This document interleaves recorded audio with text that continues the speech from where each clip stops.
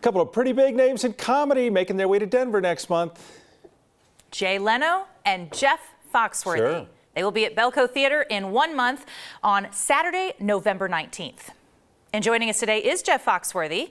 There he is. Hey, Jeff. You are the largest selling comedy recording artist in history, a Grammy Award winner, a best-selling author. Can we continue just listing the accomplishments? Yeah. And now you're going to come visit us in Denver with Jay Leno. Welcome. I'll give you the early welcome. We're excited to have you. I'm always excited to be in Denver. You know, we did one of our blue collar comedy tour movies there, and it's just a wonderful comedy town. And a few times a year, Jay and I get together and go out and do this. And I just always look forward to it. We make each other laugh. We've known each other.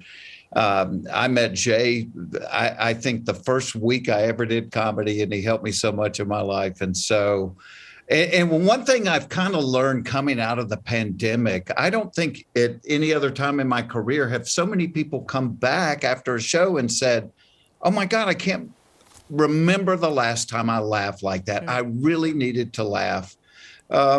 Because I think laughter and live music are the two things that keep the boiler from exploding. You know, we're all going through different struggles.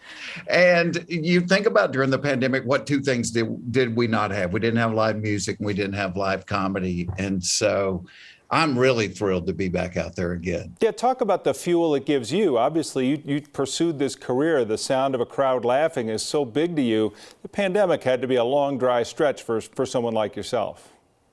Yeah, I think the longest I had been in 38 years of not being on stage was 2 weeks when each of my daughters were born. And then I went 2 years without doing it. And I just missed it. I guess I'm blessed because I still love what I do. I still love it. And Jay always says that. He goes, what else would you want to do? We're making people laugh. You know, it's like the greatest job in the world. That might be the best job, I think. That'd be up there. You've got so much, your body of work is so big, so can you give fans a little idea of what they can expect for this particular show? You know, it's funny. I always told my musician friends, I said, if you write 4 hits, you're going to play till you're 90 because people come to hear those 4 songs. With a comic, it's always been, okay, that was funny. What have you got that's new? I think one of the fun things about being at this season in life is there are so many. I mean, I've done so many records and so many specials and things. There's such a body of it. And so sometimes people will come up before the show and say, hey, will you tell the thing about when you saw your grandmother naked? And I'm like, yeah, how did it start? Yeah. Wait, how did that go? You know, but you can't go back and pull those old things out and realize, you know, they were pretty funny too. So I think for a comic, we're always working on new stuff because that's fun for us. But you do have some things, you know, that are through the years that you look back on and go, dang, that was a pretty good bit right there. So I think it'll be a little bit of everything. Oh, for over 100 years, comics have been making fun of political figures and presidents, and then it got weird. And, you know, now it's like a red line that do you stay away from that now? Because it seems to divide people more than anything. If you make fun of a president nowadays, it can be a little tricky. Is that how you see it?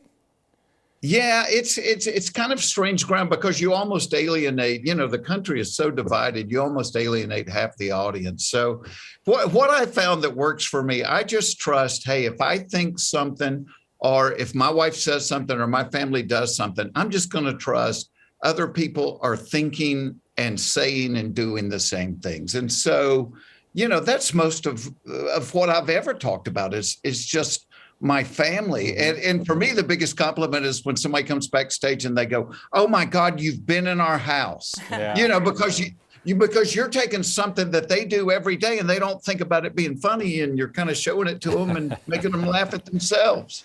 No doubt about it. Well, Jeff, we look forward to seeing you in about a month. You and Jay Leno coming to town at the Bellco Theater.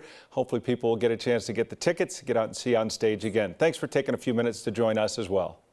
Thanks for having me. Take care, y'all. All right. Jeff Foxworthy joining us.